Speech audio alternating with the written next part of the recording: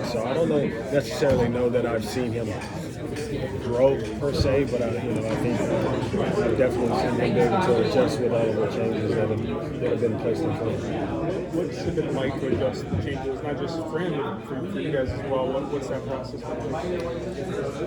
Anytime you come into a new place, especially a program with the history that a program like USC has, it's like everybody wants instant gratification. So when you get here, you're trying to fill the team and you're trying to learn the members that are currently on the team.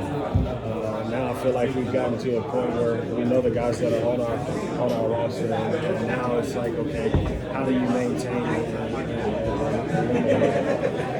you know what conference you're going to be in now, so it's not like, okay, you kind of anticipate what you're going to see when you go to something new. Now you have some familiarity with it, and you have a realistic idea of how to work and what adjustments you need to make from what you have within versus what you're up against.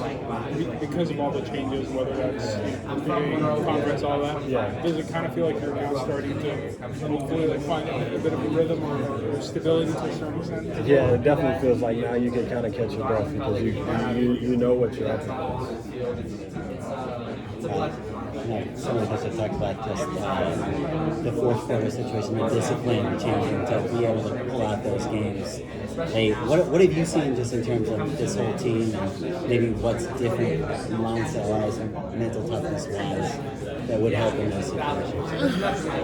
I mean, I think in those situations, I think I was looking at something this summer, and I think Dwayne Wade said it best. When he left Miami and went to Chicago, he's like, in Miami, if we put our third string unit out and went through all our sets on air, it wasn't done until everybody got it right. Where in Chicago, it was just like we kind of walked through. I think through that, you kind of learn your different conferences and learning your programs. It's like, this year it was a definite, off season was a definite emphasis on, your first unit is going to know that set, your second unit is going to know that set, your third unit is going to know that set, and your fourth unit is going to know that set because you never know who's going to be available and who you may have to utilize in those situations. At what point do you evaluate your wide receivers as a group in terms of like basketball? Like you look at the player one by one, but at a certain point it's about what can they do as five. How does that go over training camp? Is there a point where you start saying this is the four we like or these are the three we like? Like how does that work for you guys? I think you always do that. And I think that's been one of the biggest things with this group this past off season, and just the togetherness and them willing to help each other. Someone asked me that question when I was standing over there. That's been exciting to see. We asked about, last year you felt like you had 5 number ones. This year it seemed like you only have 2. And my response was that I want every guy in the room to feel like he's number one because you never know when that opportunity is going to present itself. And if all of them are ready to maximize that opportunity, then you have that cohesiveness and you have that success. And it's not just about that one guy; it's about that group. The group grows, and that's been something that we put a lot of emphasis on and talking about this offseason. And it's been something that the guys, Kai, Kobi, even with Prince and Zach coming in, have definitely taken ownership of that. Make sure, we may meet in separate rooms, but at the end of the day, when people look at it, if he drop a ball, whether he was in the inside receiver room or the outside receiver room, or if I drop a ball, people just looking at it, one of the receivers dropped the ball. And it's like, we meet separately just to make sure that all of the details are met. But when we out there, we're playing as one. So I think that's been one of the good things that those guys have started to understand and realize and really have bought into and taking ownership. Offensive linemen love to run block. Wide receivers, not so much sometimes, right? Is there a guy in your room that you see always looking for that block? The guy that is aggressive, that has that wants to go hit somebody? Is there one guy in that room that sticks out? I know they all do, but which one sticks out? They all better want to do it if they want to play.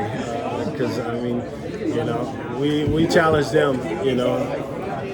The O-line is designed to get the running back to the second level, which is a linebacker. Anything beyond that, you know, that's on us. And if all four of us, if we're in a 11 personnel set, or, you know, if we're in a 12 personnel set and there's two of them out there, you know, once you get past that second level, it is their responsibility to make sure that run continues, and we call it a hat trick. What did you see in Zacharias in the offseason? What kind of stands out about him and what you saw in film, what he does well? Well, he's hard to bring down. So, I mean, he runs the ball kind of like a running back.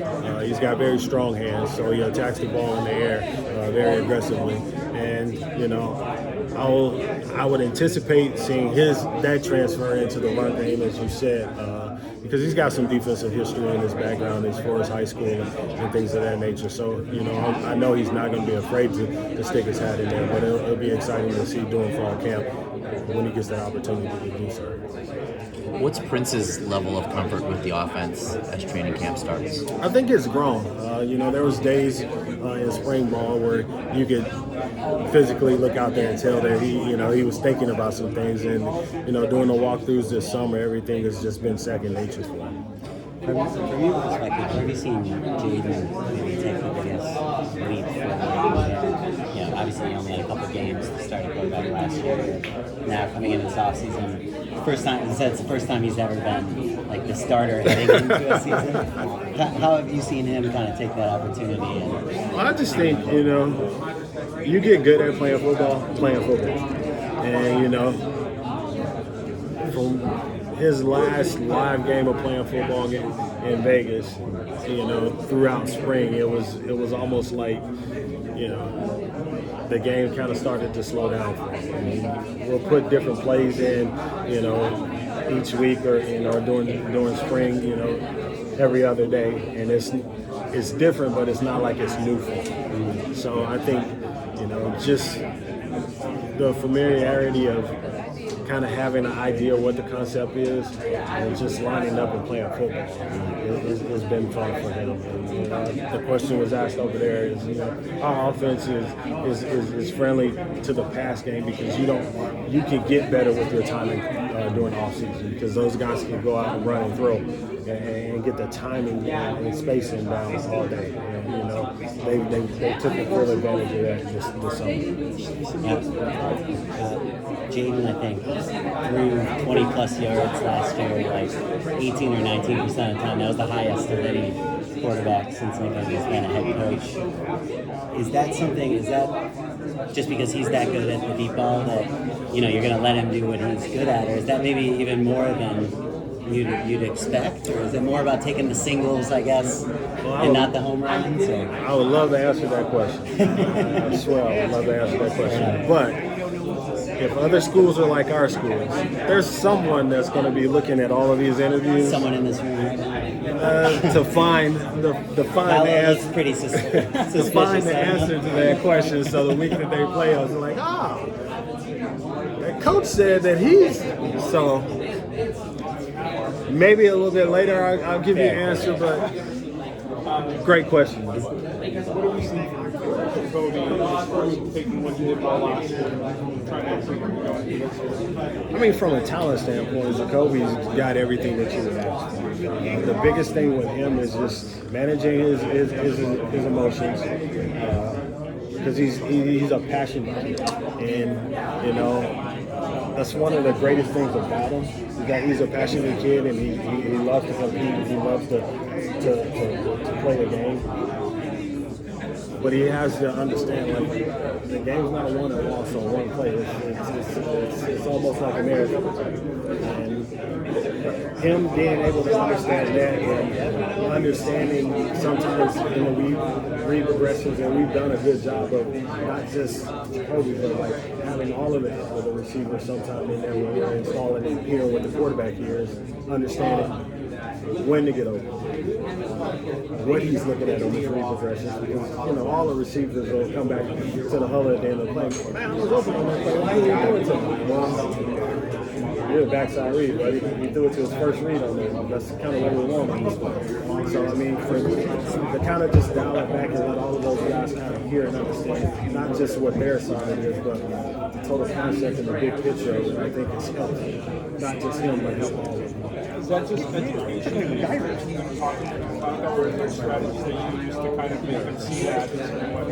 It's both, because if you understand it, on certain plays you can mix up what you're doing on it. So if you're third read on it, you don't have to get open quick.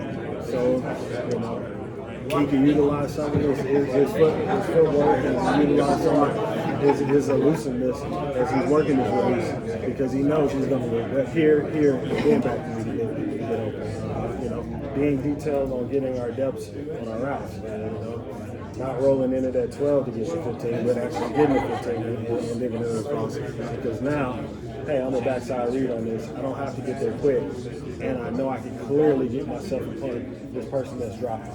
So I can catch this thing in a clear window and run, as opposed to catching this thing and getting hit. How helpful is last year's film now that you're going back to the Big Ten for year 2? Like, were there any major surprises or anything that stood out from your first year that maybe you didn't expect before you had to go actually play the games? I mean, it was, you know, each team, whether it's in the Big Ten or, you know, when you play your teams in your conference, after year 2 or year 3, you kind of have a good idea of who they are because you play them. But yes, you learn a lot in year 1. You learn a lot from how to travel. You learn a lot from, you know, changing different time zones. You learn a lot from, you know, all right, the weather's nice here, but it is super hot here, or it's really cold here, or, you know, so there's a lot of little subtle nuances that, you know, sometimes you don't really think about until you get there and you're like, oh dang, you know, we probably should have put more air in the balls and practice with hard balls, because it's going to be cold here and the balls are going to be harder when they come off the quarterback's hands. You know, just like we anticipate, all right, well, it rains at this place, so we might or there's projection of rain this week, so we ought to have a period where we're practicing with wet balls, so come Saturday, it's not the first time we catch it. So, I mean, there's a lot of little nuances that, you know, you learn, you know, from year 1 to year 2 that you're keeping your little mental Rolodex that you take over with. To ask my previous question a little differently, how important has it been for Jaden to learn that you don't always have to take the home run? You can just hit the single and keep the offense moving. I think some of it is not about necessarily taking a home run. A lot of times for quarterbacks, it's that one-on-one matchup. And if, you know, if that one-on-one matchup happens to be a vertical, sometimes it's take that because that's my easiest read. And you got guys rushing at me, I know I can get the ball out of my hands to that. So, I mean, you know, is he going to take deep shots this year? I don't know. If they're open, maybe. Are we going to catch some of them? Yeah, I hope. Are we not going to catch some of them? Probably not. I mean, but, you know,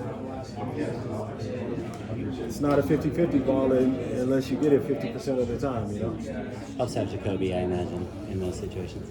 Helps to have Jacoby, helps to have him, helps to have a lot of the kids that we got in the program that, you know, you try to build yourself for success in those types of situations. Bishop said that with Prince and Jacoby, 50-50 balls are 80-20 balls. Was that your experience over the course of the spring? Bishop's probably been talking to Jacoby. Jacoby will tell you every ball is an 80, probably a 90-10 ball if you ask him. But we asked Chad Savage about just having that playmaking ability. Like at a certain point, you just got to go make the thing happen. How can you as a coach develop that in a player? Is it possible to do that, or is it just they got to just show up with stuff like that? No, I mean, I think they understand. Like a play is just something on paper. It's a suggestion. In order for the play to come to life, they have to do it. You know, it's funny because my wife will ask me this from time to time when we get in the car after the game. Why did y'all run that? Well, we designed for it not to work. I mean, you look at film, you figure out situations, you figure out tendencies, and you match up what you want to do in those situations and those tendencies. And at the end of the day, I think our guys have a good concept of, a bad play is a play that we didn't execute. A good play is a play that we execute. And we put them in. We practice every situation that we could create and we could think of to put them in a mental state of being able to go out and perform in this type of situation, in this type of environment, versus this type of structure. Yeah, that's all the time we have today. Thank you.